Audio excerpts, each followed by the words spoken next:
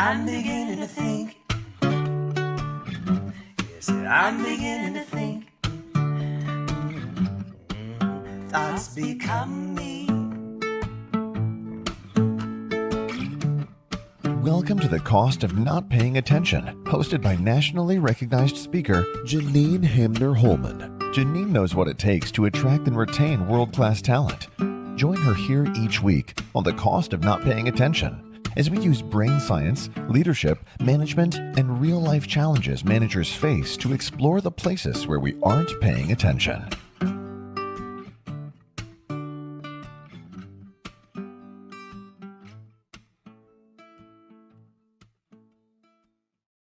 Welcome to The Cost of Not Paying Attention. I'm your host, Janine Hamner Holman. We are doing a very different kind of show today. So we got a text about 15 minutes ago from our guest for today saying that unfortunately she had a family medical situation, and so she was not going to be able to be here. Who you're looking at, if you are looking at us either live or on Memorex on video, is Chaz Volk. And Chaz is the amazing producer of my podcast. And so we decided that we were going to probe into a conversation that Chaz and I just started 3 days ago. And we're going to see how this goes. Welcome to the show, Chaz. I mean, you're here all the time, but usually people don't get to see you or hear your beautiful voice. Oh, well, that's very kind of you to say. And it's really great to be here in front of the camera as opposed to behind the camera. Typically, I'm the guy behind the scenes in The Wizard of Oz, cranking different levers and pushing different buttons to make the kingdom run. And right. in this case, I have the privilege of being in front of the camera while doing that. So there may be a few different delays here and there for vulnerability's sake, but ultimately we're going to put on a good show and teach a lot of interesting concepts today. Yeah. So let's get right into it. Because this is a whole different show, I'm not going to do my normal, what am I paying attention to? Nor am I going to ask Chaz the question that I normally ask guests. Let's get present back to that conversation that you and I started 3 whole days ago. So if you remember, what was the question that you asked me? Well, when you and so the last interview that you did. Yes. With Enrique Acosta Gonzalez. Yep. I was very moved by, in the public eye, how vulnerable you were. You talked about your personal life. You spoke about things that weren't working 100%. And it caught my eye because out of all the podcasts that I produce, not many of my clients do that. And I was honestly really intrigued by that concept. And I asked, first of all, is that a good idea? And it challenged some of my philosophies too. Right. And then the second thing is that I had to think about what that does from a connection standpoint. Because it's either going to do one of two things, right? If you get too personal, if you get to that TMI stage, you're going to turn people off. Or if you're at that connection empathy level, you're going to reel people in this significant way. And I think that's really unique. Thanks. And so what I want to talk about today is why it is that I do that and why it is that I allow myself to do that. And as you spoke about, it is very important to know where the line is. And occasionally we might slide over the line, but in general, we want to keep it appropriate when we are sharing information about ourselves, about our family. And here's why I do it. So, as any of our longtime listeners know, I am an organizational development consultant. And so what that means is I work inside of organizations to help them where things aren't working out in terms of how people are working together, how people are interacting together. And this is a really interesting moment in time to be doing this work. So you're my podcast producer. You are amazing at your job. I take a lot of advice and input from you. And you are a young millennial. The oldest Gen Xers are now 26, I think. And so you're right on the bubble. I'm right on that border, right? Yep, right on the bubble between Gen X and millennial. And so, and that's what's happening in the world of work. So again, people who listen to us frequently know that I am not shy about saying how old I am. I am 58 years old. I was born in 1964, which means that I am the very last year of the baby boomers. And there are things about me that are boomerish, and there's probably more things about me even that are Gen X-y. And the boomers, born from 1947, I think, 1947 to 1964. I think that's right. They are now, many of them retired. I mean, the boomers were called the boomers because we were this huge generation. And we now make up about 10% of the workforce. Depending upon who's doing the figuring, people say that the millennials and the Gen Zs coming up after you, will be 75% of the workforce sometime between 2025, which is in like 5 minutes, 2025 and 2030. So between 2 years and 7 years from now, these two generations will be 75% of our workforce. So this is a huge demographic and generational shift that is happening. The Gen Zs are the first population of people in the United States who are something other than white. The majority of them identify as something that is not white. It's the first time that's ever happened in the history of this country. And so there's a lot of changes that are happening because of that.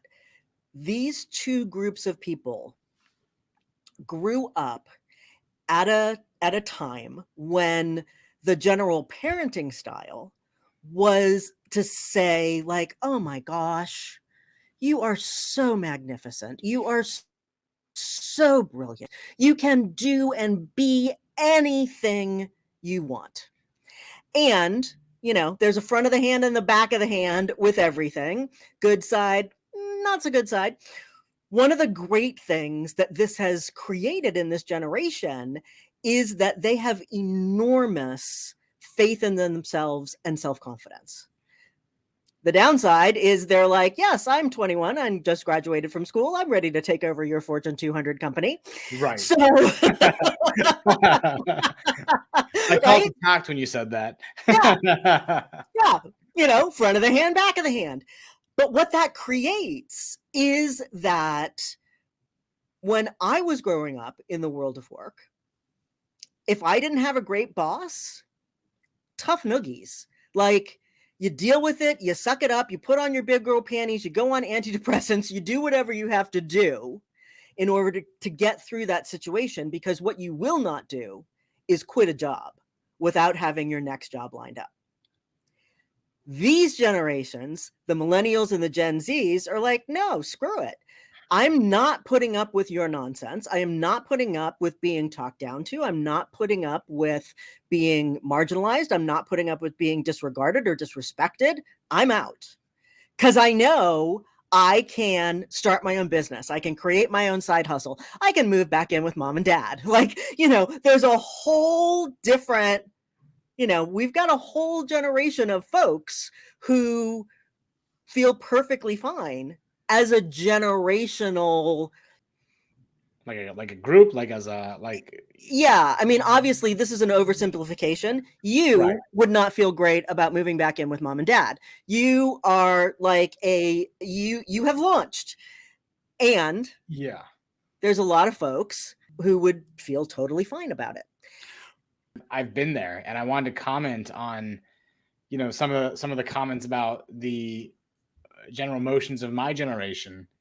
I am a millennial, but I'm right on that edge. Yep. And when I started to actually have real thoughts about my life, that's when we saw technological advancements and changes from the Walkman to the iPhone to the iPod, Right. everything in Apple. And so the iPod. And, ultimately where we're at is that people in my specific sliver have an interesting sort of perspective and wisdom on this, when that we witnessed 9/11 and then we saw things change since then. We had conscious thoughts at that point in time, and we saw things go from the pleasant 2000s into everything after, and things have only gotten more and more complicated. So we've seen, I'm just going to say it point blank, we've been through some shit.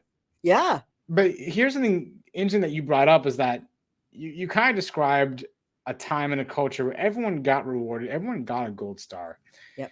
And I've thought often about, my childhood and the sports that I played. I oftentimes think about how soccer was my worst sport. I really, really tried to like it, and I was never good at it. And our team never won a single game. Oh. And yet we still got a trophy. Right. And I think about that. And what did that really do? It taught us two things. I think one good and one bad. I think the first thing is that it's good that you tried. Yeah. Trying means everything. That's a very basic concept that all children should learn. Yeah. But on the flip side of that, it also rewards, and I'm going to say this very harshly, people are going to be critical of this, it rewards adequacy. Yeah. And or maybe in your case, inadequacy. I mean, you guys never won a game. Right, like, exactly. Pretty much that's it you kind of rewards stunk. It rewards ineptitude. Yeah. Is what it does. Yeah. And when you reward ineptitude, people expect to receive a gold star every single time that they at least tried. Right. And that is problematic in the business world and in real life. Right. I mean, it creates a lack of resilience. I'm trying to think of real life examples here. Yeah. Like, and I think that's part of the problem today with our youth and our generation is that, a lot of us are not very empowered. Mm-hmm. I think that my generation, they saw all these things pile up on them. They did not have the resources to put matters in their own hands. They did not learn the resilience that they needed to be an adult like you. And because of that, a lot of my generation are still faltering. Mm-hmm. A lot of them get into their 40s and they're still earning a $50K per year salary. And, they want to have families, but they've decided it's not practical to have a family. It's not practical to have children. And that's really a tragedy. With what I do in the kind of business that I have, to be vulnerable, keyword there, is that, I got angry enough to create a business. That's really what happened. It wasn't that one day I woke up, stretched my arms, did a big yawn, said, yeah, today's the day I'm going to make a business. It's that I was pushed to my limits in the year of 2020. Right. Where I got so fed up that I said, no, I'm never going to have a job again. Mm-hmm. I got so angry that my work ethic became the way that I channeled my aggression instead of bringing it somewhere else. Right. And I was able to create Mr. Thrive Media because of it. We've been able to produce over 25 podcasts since then. And it's one of my greatest prides of this day. Yeah. And that goes back to like at 20 young that you were in 2020. That thought would never have occurred to me. So like that's the other side of the hand, is that with the way that your generation has been brought up and obviously I'm speaking in grand generalizations. When you speak about a generation of humans, you're talking about millions of people. So obviously there are many exceptions in here, and that this came about in 2020. This is like the second part of the perfect storm that organizations find themselves in. So there's three components to this. The first is the population demographic shifts that we've been talking about. The second is the COVID pandemic. And part of what that created globally, having nothing to do with generations, is a rethinking on the part of many people about the role of work in their lives. And so, you and I haven't talked a lot about this, but it sounds like from what you're saying that space that so many people had in 2020, when suddenly everyone was, not everyone, I have several clients that did not have the opportunity to have people work from home because they're in service jobs where they had to be at work. And many people were suddenly working from home. And so it created a very different idea about the possibility of working from home. And it also created this whole new conversation, which is often called work-life balance. I hate the word balance in that context because you're never going to have balance. The seesaw is always going to go one way or the other. I was talking to a colleague who worked from 4 a.m. until 6 p.m. yesterday. She has her own business. Like, there was no balance yesterday in her life. So what we're looking for is harmony. What we're looking for is, overall a sense of harmony, that things are working for you. And I think that was the second major phenomenon that happened that's creating this perfect storm. So do I have that concept right? That's part of what created for you the space to take action on the anger and create Mr. Thrive Media? On a macro level, absolutely. Yeah. When I look back at the situation that I had, there were certain aspects of this that did create the perfect storm. Mm-hmm. And in other areas, I had to kind of force it to be, I think, a better scenario for me, where there were sacrifices that I made, especially at the beginning when creating the business. And I found one thing kind of funny, which was that when I first started, really putting myself out there and networking and learning how to network, my introduction to that was strictly on Zoom. I had done very little to none before that. Yeah. And You and most people. Me and most people, kind of what that did for me was put me in the virtual boot camp of how to network. And I learned very quickly what not to do, and I learned quickly what to do. And I mean, I remember when I first started, I would wake up at 5:30 in the morning every day, do my exercise because I got to the point where I needed to exercise, start my job at 8 in the morning, and just do Zoom calls from 8 a.m. all the way until 7 p.m. sometimes. So, full on days. And by the way, that doesn't include lunch, right? Because once I kind of got into the rhythm, I didn't want to stop. And so I had to later on in this part of my life, like after the year 2020, I had to learn to treat myself with better respect. So even though I was exercising in the morning, that year in 2021, I lost 30 pounds. And I still wonder if all of the weight was lost in a healthy way, to be honest. So, I mean, that was, I think, good for me. I think I looked really great in that time. I think I still look great today. You look fabulous. I can tell you right now that the way I take care of myself now is diametrically opposite of how I took care of myself back in 2020. Yeah. So you got to make sacrifices. You have to be willing to make those necessary cuts to comforts. And there was this YouTube channel that really got me through my pandemic experience, that inspired me to take actions that my peers were not. And that was this YouTube channel called Yes Theory. And their motto is seek discomfort. And so when I saw them doing these incredible challenges and going through the same struggles that we were going through during the pandemic, not, going beyond just wearing the mask, but, the social distancing, having to interact with strangers in the virtual space almost all day, I realized that what I was doing was possible. Yeah. They really got me through the pandemic. They are a group that really inspired me. So since then, I've really, taken on this identity of entrepreneur. and then have been, I think that the one thing that's really important is to adjust your ways as time goes on. You have to always be flexible.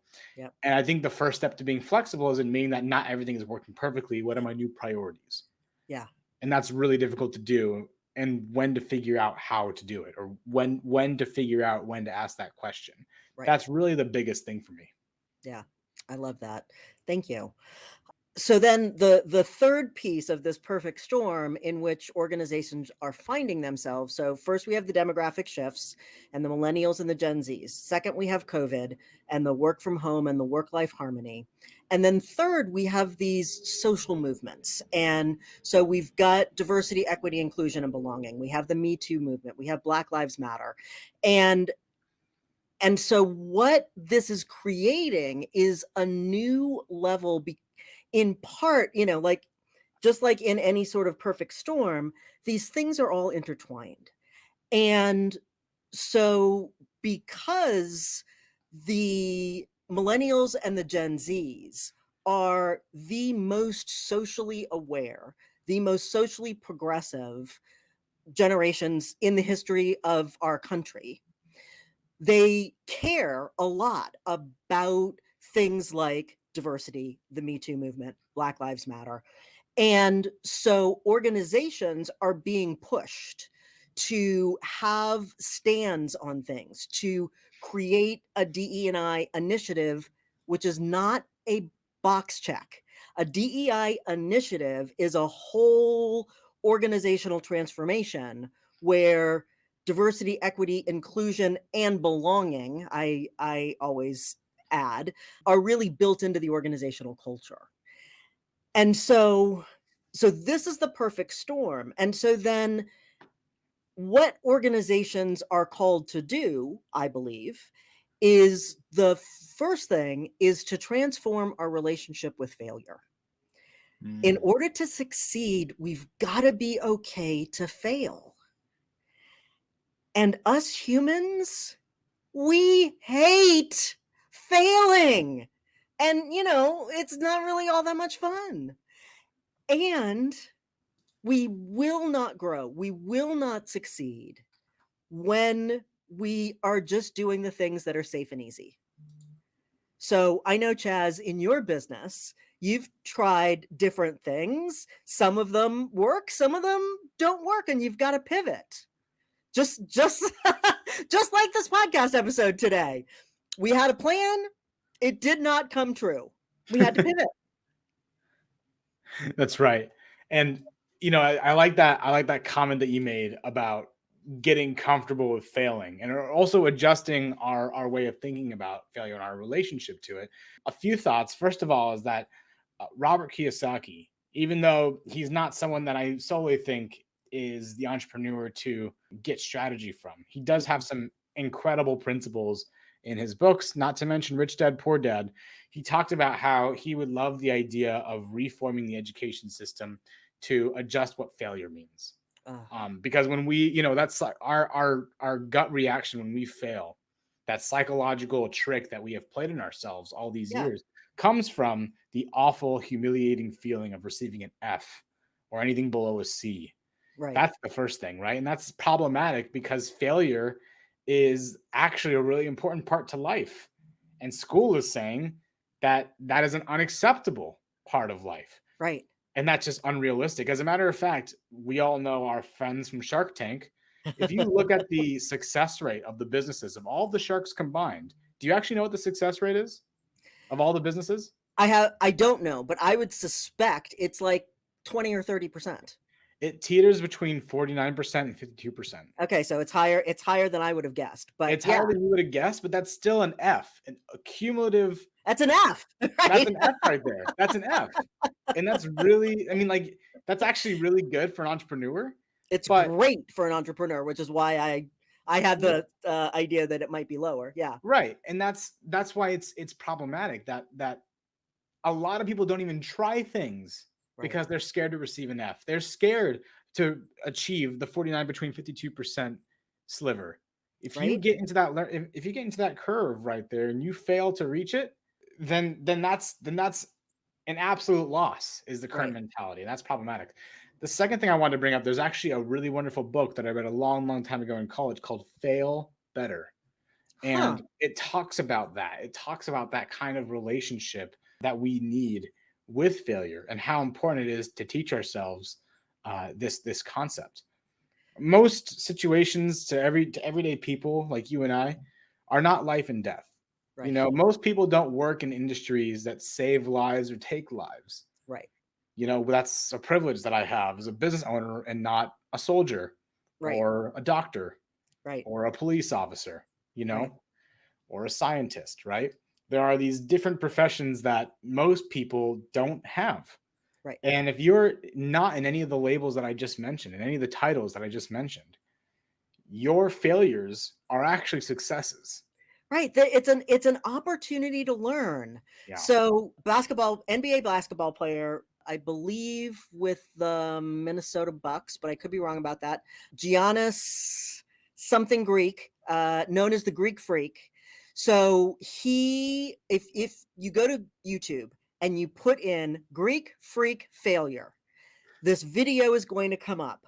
And it is him talking for less than 4 minutes. It is brilliant. And it's happening because a reporter asks him about the failure of this season. And the same reporter asked the same question last year.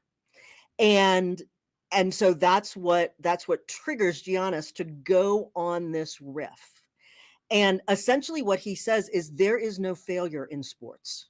It is all an opportunity to learn. It is, and one of the things he says is, Michael Jordan was in 15 NBA playoffs and they won 6.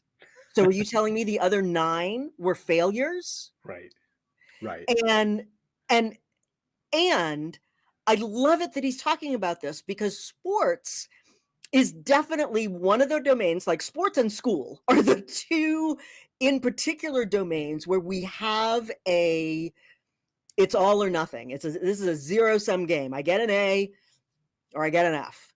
Right. And we've collapsed failing with the idea of being bad, being a bad person even more.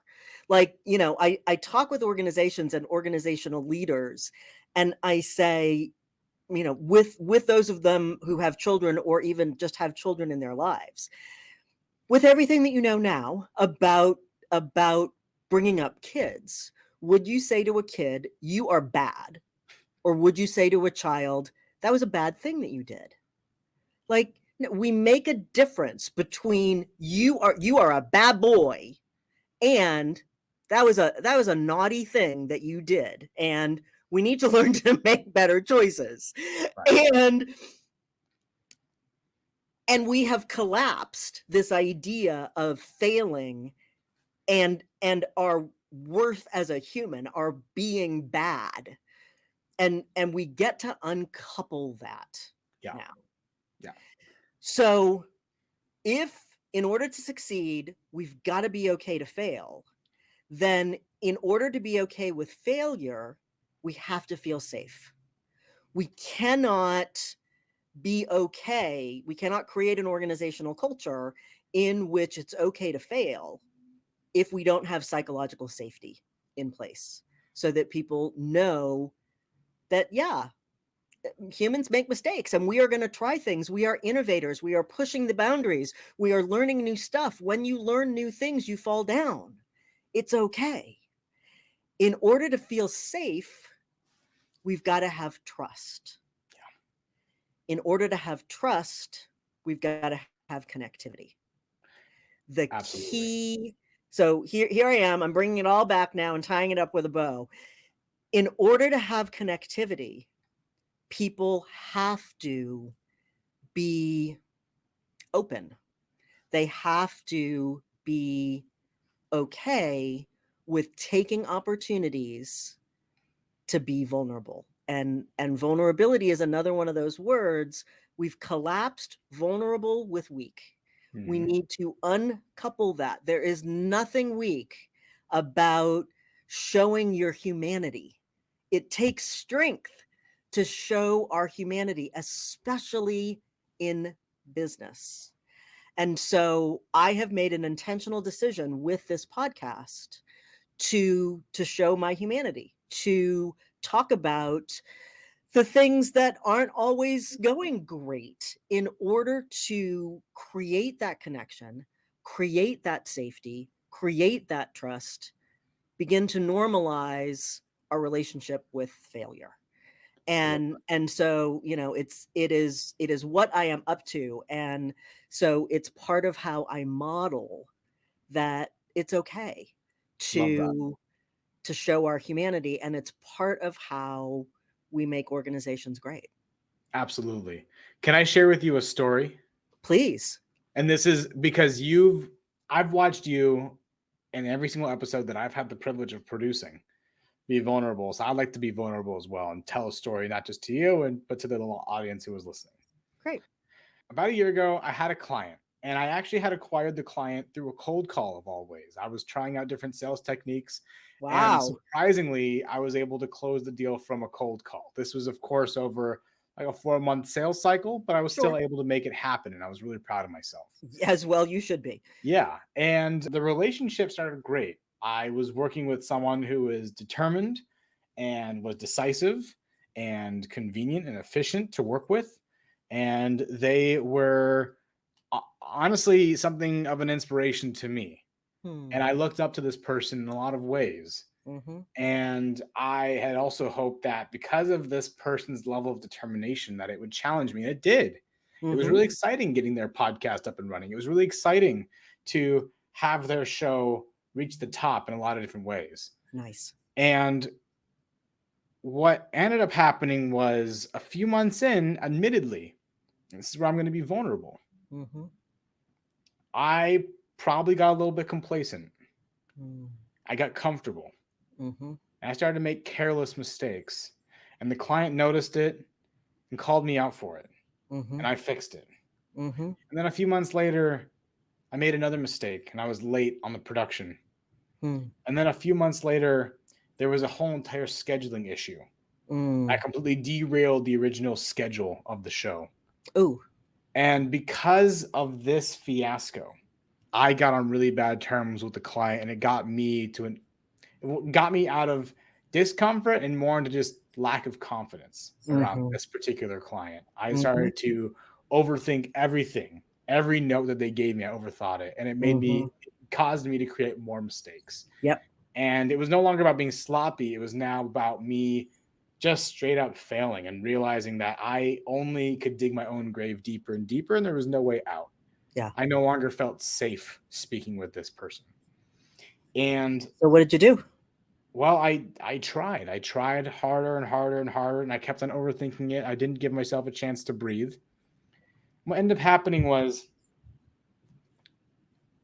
the client ended up, there was, because of this one faux pas, I was trying to arrange a time with him to chat. And when I called him up to schedule something, and this, what was intended to be a brief call, the client ended up spending 40 minutes on the call berating me. Oh. Spent 40, I sat there, I stood there for 40 minutes listening to this client get it out of their system. And I'm not exaggerating when I say 40 minutes, by the way.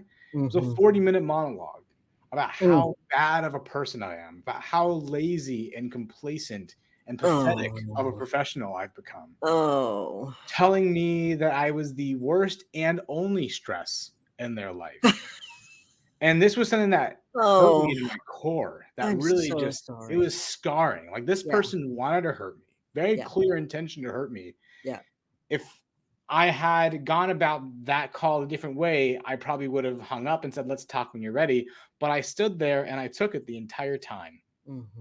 And that was this grave mistake that I made, because what ended up happening was I was trying to be proactive. The client was now on a destructive warpath. The call ended with no solution.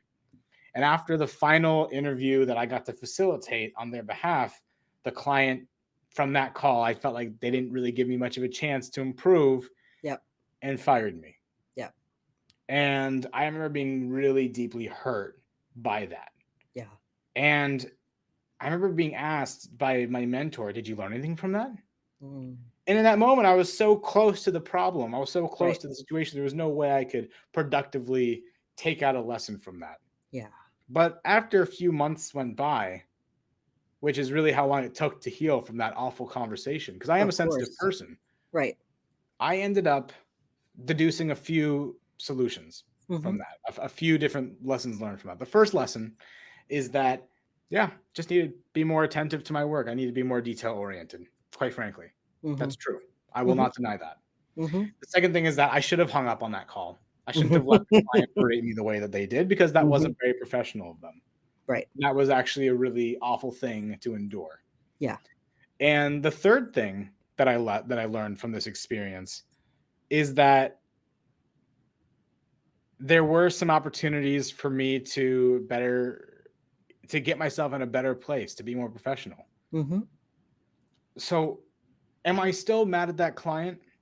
Yeah, I probably Yeah. wouldn't, you know, I probably wouldn't touch that client with a 10-foot pole. Right. Ex-client, excuse me. Yes. Yes. But what I would do, though, and then what I have done, is I've taken the company from where it was and done things to make it more professional, more integrated with sales processes, more Mhm. integrated with marketing processes. I've really grown from that experience. I've gotten a thicker skin from that experience, no less. I channeled the anxiety and the grief from that experience into productive solutions. The same way that years ago I had channeled my anger from life not being good to me into Mhm. creating a business in the first place. Yeah. So it takes time, but allowing yourself to admit, yeah, this hurts. And instead of ignoring it and, circumventing it, actually facing it and saying, no, I can turn this into something good, really does pay off over time. And it is the one thing that you need as a human being to be relentless and to survive. A lot of people brag about themselves being this sort of extraordinary entrepreneur. But the truth is, you will never be the entrepreneur you talk about yourself being if you don't learn persistence, if you don't learn how to be relentless and how to be able to look past these shortcomings, admit the shortcomings, face them, and grow from them. So, first, I just want to really appreciate you for sharing that story. I, of course, know little pieces of that story, but I've never heard it in total. The second is I want to, on behalf of business owners and managers and CEOs and leadership everywhere, I want to apologize for the way that that person spoke to you. That I have been spoken to that way. Many people have been spoken to that way. And even though, you and I just did a physical flick of it off our shoulder, the reality is it doesn't flick, it sticks. And, words hurt.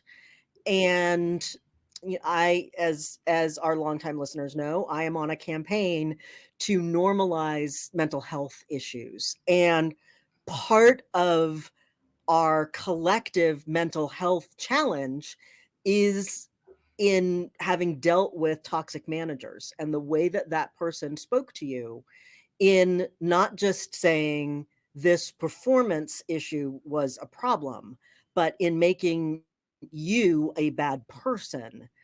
That's never acceptable. And it has happened to me, it has happened to you, it has happened to, I'm sure, many, actually, I know the vast majority of our listeners, because according to the Harvard Business Review, it has happened to 99% of workers have been treated incivilly, uncivilly at work. It is a problem that I am committed to being part of the solution for. So I want to apologize that that happened to you, and I want to honor you in now knowing what you should have done was called that question off. And I'm sorry I just should on you. I really try to not should on people. What you should have done, no. What you had an opportunity to do Right. was something different. And Yeah. No, it's totally okay. I do not mind being shit on every now and then. But I want to say thank you for that. That's really, really kind of you. And I want to commend you as well, Janine, for I'm going to call the assault on lack of mental health in businesses. There needs to be a much higher prioritization of mental health and healthy cultures within office spaces. Managers themselves need to be held accountable for their actions. Supervisors need to be given the proper training and the proper guidance to be better than they were the day before. Yeah. And, I think your work in DEI and mental health and productive cultures is not to be unnoticed. I'm intentionally putting this banner below because I want people to email you right now saying, hey, I have a not so perfect office culture right now. Please help me. Yeah. And I would love to help you if you find yourself in that sort of a situation. I also really want to applaud, Chaz, the way that that you ended that story, which was looking at what there was for you to learn. And that's really, when we're looking at transforming our relationship with failure, that's our opportunity is to think about it as a learning opportunity, to think about us in this organization. Are we a learning organization, or are we an organization that is operating on fear, on you can never make a mistake? Because humans make mistakes. We mess things up. I made a $20 million mistake once. Huge fucking mistake. There is no way around that. $20 million. I could have been fired. I wasn't, because my boss started immediately. I owned up to it. I walked my little self into his office and said, boss, I made a really big mistake and I'm freaking out and I don't know what to do about it.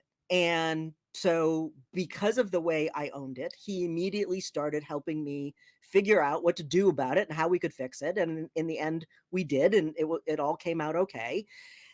And, that was him on a good day. That was the organization on a good day. On a bad day, I would have been fired. And when we can get into that boat with our people and start helping them paddle to a solution, that's where the juice is. And, if I had been flagrant about that mistake and tried to cover it up, which was my first instinct, when I realized it, A, I thought I was going to be sick, and B, it's like, how can I cover this up? Because that's what we do. We're like, oh, shit, $20 million. I'm going to get fired. I don't want to get fired, so I have to cover this up. I went down that rabbit hole for about 20 seconds, and then thankfully my brain came back, and I was like, no, actually what I need to do is need to go tell my boss. And so I did. And because of how I showed up, we were able to fix it. And, and that's part of what it is to be a learning organization. And that's part of what organizations in 2023 get to start living into. Well said. Thank you. And, and the key to all of it, in order to succeed, we've got to be okay to fail. In order to be okay with failing, we've got to feel safe. In order to feel safe, we've got to have trust. In order to have trust, we've got to have connectivity. That all starts with being okay with being human, being okay with being vulnerable in appropriate kinds of ways. So that is why it is part of what I bring into this show every week. I hope you have enjoyed this sort of flying by the seat of our pants kind of episode here. But I feel like this was really great. So I think we put on a good show. Yeah. Do you think they bought it? I don't know. We're going to find out. So Chaz, thank you so much for being willing to experiment with me, to play with me. Thank you always for your support of not only the podcast, but for me, for our friendship. I really appreciate you. It's my pleasure, and I really am grateful for our friendship and our relationship, both working and personal as well. It really does mean the world. Awesome. I am Janine Hamner Holman, and this has been The Cost of Not Paying Attention. Remember, great leaders make great teams. Until next time.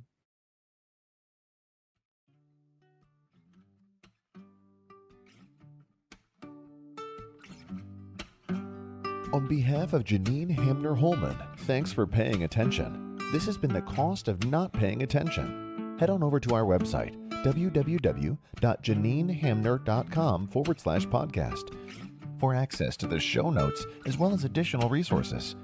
Remember, great leaders make great teams.